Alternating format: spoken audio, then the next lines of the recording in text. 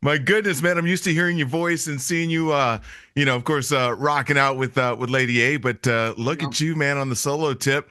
The second it's been time fun. in on it. How's it Yep. feel, bro? It feels good, man. It's been fun to mix it up, I mean, I've had so many influences, all kinds of different genres, especially, the 80s growing up, that I don't know, it just felt like the right time to kind of mix it up and throw my voice on some on a little 80s bed.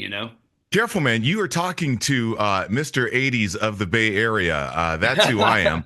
I've got the market cornered here on that. But I gotta say, I can't help but take notice of baby brother right here encroaching in on my space.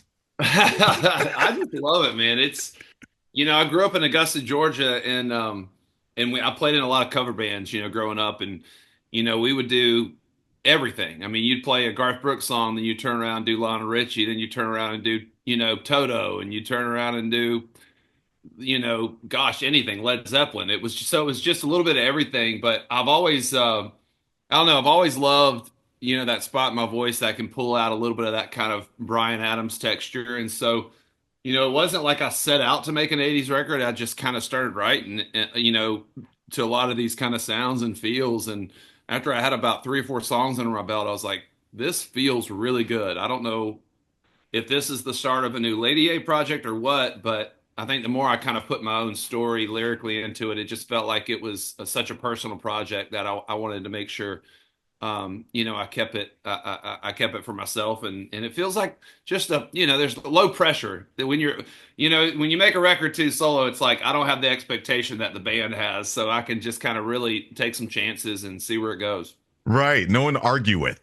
Exactly. Well, not really that. It's just with the level of success that we've had as a band, there's just a certain amount of pressure going into every record. Yeah. And with this, I just said, man. I just want to make music that feels good. I've been doing this 20 years now, and I was like, if nobody cares, that's okay. I care, and it's been fun. And but to see the reaction so far, the record hasn't even come out yet, and just to see people, sharing and talking about these songs that we've released so far is pretty cool. Songs for a New Moon, right? Yeah, June 25th. It's already going to be a super hot summer. Here comes Charles Kelley with his brand new songs for a New Moon album, and I've listened to all the tracks I can listen to on it, which is all like almost all of them. Checked out all the videos, and I mean, man, just song after song. So when I first heard the first track that I yeah. listened to, I'm like, oh, okay, that's neat. It's a cool little 80s vibe. What I Mhm. didn't expect was that everything on there that I heard was going to maintain that vibe, but not just in the same way. Um, Charles, I really got to say, man, you nailed it authentically so. And what you Thank you, just said a man. second ago about, you just started on one song and it just kind of came out that way. Yeah. That's what I'm hearing, and that's what I'm feeling. It doesn't really sound like, okay, I'm gonna make an 80s record. No, Yeah. it sounds like Charles just went down, just started walking. And Yeah. and sometimes those are some of the best journeys that we go on, right? You just start Yeah, walking and you're looking around and like, oh, where's this place I haven't been before, or that looks so familiar to me. And that's mhm. what this sound is, man. I mean, even in the comment section of some of the videos, folks are like, man, this is Yeah. some great stuff here, Charles. They First of didn't. all, They didn't expect it. congratulations on that, bro. Thank you, man. I mean, I think for me, I didn't want to make for lack of a better word, like a caricature, like I'm making Yeah, fun of it, because it's not. I mean, to me, like, I mean, bands like Toto and all those just, I don't know, like the Doobie Brothers, they just made sure. some of the Yeah. most timeless music. And so, I'm unapologetically pulling from so many influences on this record. I mean, it's all over the place. I mean, there's clearly some Phil Collins vibes, there's some Toto vibes, there's a lot of like Bryan Adams, Journey types of feels as well. And so, but I wanted the common thread to be my vocal being, it still sounds like the same guy that sings in Lady A. Maybe some of the keys are a little higher, but we have always been kind of a pretty unapologetically like contemporary country band. It's Yeah. very pop sounding, especially Need You Now, Which is just a awesome. kid. Which is awesome. We Thank love you, that. man. We love that record. We play it all the time. Oh, You I know. know. I love it. I've been listening to our local AC station, and I'm like, waiting to hear mine. I'm like, I keep hearing "Need You Now." I was like, we But got other stuff, right? hey, I love it. But it's for me, I just wanted it to feel authentic. And, I was talking to a lot of my songwriter buddies in town, and I said, am I crazy to put this out? They said, honestly, Charles, your voice has always felt more like this. They said, I would have actually thought you were crazy if you tried to do some traditional country record because that's not who you are. And I love all kinds of music. And to me, like, I just wanted it to feel fresh and new and exciting, but still sound like me. And so, and I've been through a bit of a sobriety journey over the last 3 years, and I wanted to put lyrically a lot of that kind of, that's why it's Songs for a New Moon. It's a new phase of my life. It's songs for a new phase, and it's a really hopeful record. I think top to bottom, there's a lot of hope in this record, a lot of forgiveness. It's got a little light spirituality kind of flair to it as well. A lot of things that I heard in the songs that I listened to, Charles, give me all those vibes, man. It's fun, it's uplifting, it's inspiring. It also sounds like the kind of songs that will be in people's life for a long time.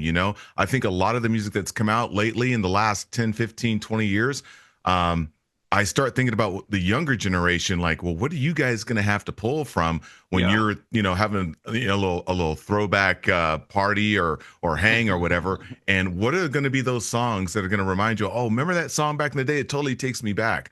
Yeah. And Charles, I got to say, man, without trying to just blow you up, man, that's exactly what I'm getting from this. I'm Wow. thinking that an album like this, from yourself or anyone that's making something like this, man, it's classic, but it's brand new at the same time. And I think that, 5, 10, 15, 20, 25 years from now, songs on this album, man, are things that people are going to be able to hear, that far in the future and say, hey, yeah, I remember, when I met my first girlfriend or when I went on my first date or that song that they played at our dance or at our wedding. I think you nailed something here, Charles. Thank you. Just little old me, just little old me.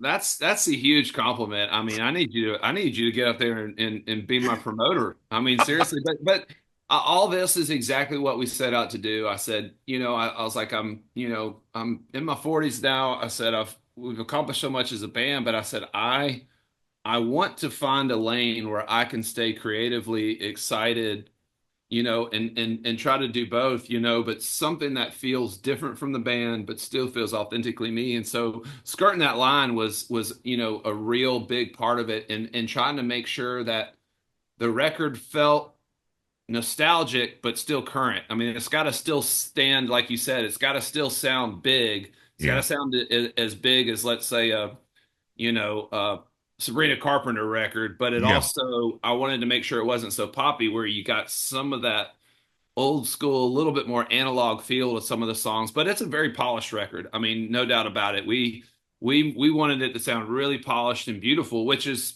what a lot of those records, that I've referenced before were. I mean, gosh, nobody made, in my opinion, better, perfectly polished music than, like Toto and Phil Collins and all those bands. It just felt really, fun to kind of just delve into those sounds. There's so much synth on this record. There's so much layering of vocals. It was a different journey for me than I've ever been able to go down. Having been to the 80s firsthand, I'm 81, so I grew up in it, but oh yeah. I what I love about your record is that it's not contrived, Charles. It doesn't sound like you say you set out to make kind of a record like this. That's the last thing that I hear. I don't Yeah. hear someone who sat down and calculated, let's make an 80s sounding record, because I don't think that that's possible without being cheesy. Yeah. This sounds, and I went into it kind of skeptical. Yeah. Being an 80s purist, I was like, okay, here we go. And I went through the songs very thoughtfully, trying to find something to chop up around here from Charles. Ah, I love And it. and I That's gotta what you're say, supposed to man, do. That's what you're uh, supposed to do. when I Good when I critic. fi- when I finally was forced to relax and dig into the tunes, man, I was like, this guy did it. He did it. Wow. I got early to mid '80s vibes. So Yep. I got some Christopher Cross. I got some. I got a whiff of Steely Dan. I got some Michael McDonald. Yeah. All of that great stuff. The Toto of like the early to mid '80s, which is this. timeless music, and we know it's timeless because I mean there's so many bands that are out there. Well, first of all, most of those artists are still kind of touring because they're like, Yeah. wait a minute, we're getting all these streams from out of nowhere, maybe we should go out there and see what happens. But then all these tribute bands that are coming out and celebrating this music as well. What would be better than, you know, having that music come back than for someone like yourself to take a fresh stab at it Yeah. and put something like that out? And you know, you really did that, man, you know. Wow. And I'm looking at the videos and I'm like, man, there's a lot of Charles in these videos. It's a whole lot. Well, we didn't have a giant budget. We were like, hey, we want to try to get, some videos. And at one point they were like, we want to do a video for every song. I was like, oh my gosh. I said, okay, well, I got this storyline. They were like, oh, no, no, no. We're not going to do $100,000 video for Sure, each of right. them. We're not going to the Bahamas on It's this. going to be a whole lot of Charles in these. But I loved how, they do like even the styling of it. It's very throwback, Yeah. Yes. kind of feel, and a lot of 1-2 take videos. And I tell you, man, it was fun too. Like the music, even, I put together a band and, because we're going to start doing some shows here on the, here and there and kind of see what Cool. opportunities arise. Cool. And even like just in rehearsal space, I couldn't stop dancing while I was singing. I said, I've never done this before. And honestly, I didn't know I had it in me to really do that because the music never dictated it. But this music makes you, when you perform it, even makes you like move around and Yeah. dance. And I got I that. don't know, there's something about it that I feel like I'm opening up this different side of me that feels like I can take some chances now as a performer even and open up. And I think it's only natural that it's gonna seep into some of the stuff that I do with the band. I don't necessarily know musically if we'll go, 80s, but at least I think this Well, there's feeling an of energy that you can take with you, energy Charles. There's an energy, there's a vibe. I can see you bouncing around in the videos, you know, yeah, a lot of solo shots where they're just, you know, a bunch of different cuts of you having a good time. And at yeah, some point, you're like, I'm not really Charles, I gotta say, a lot of it doesn't really look like a video to me, yeah, and it just looks like Charles just hanging out yeah, singing some cool tunes, man.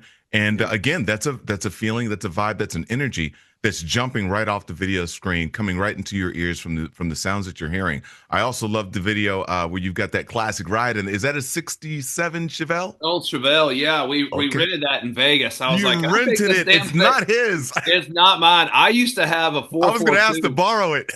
Yeah, I used to have an Oldsmobile 442 Ooh, ooh, long, long time ago. The problem with me, here's the issue. I'm 6'6". right. Classic cars. There's only a few classic cars that man the 6'6" can Because fit those in. roofs are so low. Uh-huh. Well, in the leg room, and Yeah. so but the problem is I had that for about 2 years and I don't know a daggone thing about cars, like fixing them. And this thing, anyone that's ever had one, Oh yeah. issues constantly. I broke You, down the side of the road so many times, and I was like, "All right, I can't do this anymore." I sold it, but so that was a really cool ride. I had a good time riding around in that thing. It was fun. We were out in Vegas, okay. doing some of those shots, and Beautiful scenery, man. I mean, thank just you, just man. really looking good out there, man. Of course, you fit it very, very well. You know, the fans that already love your stuff that you've been doing all this time are just going to be in for a huge treat when they finally dig into your brand new album. I also noticed somewhere that I have a question for you, completely Okay. off topic. All right. Um, I happen to know that you're an avid golfer, Yeah. and quite frankly, I am not. So I was going to ask you, or I'm going to ask you, if there was just one tip that you could give me about when it comes to my approach, because I swing Charles, I swing as hard as I can. It Yeah. won't go Yeah. anywhere.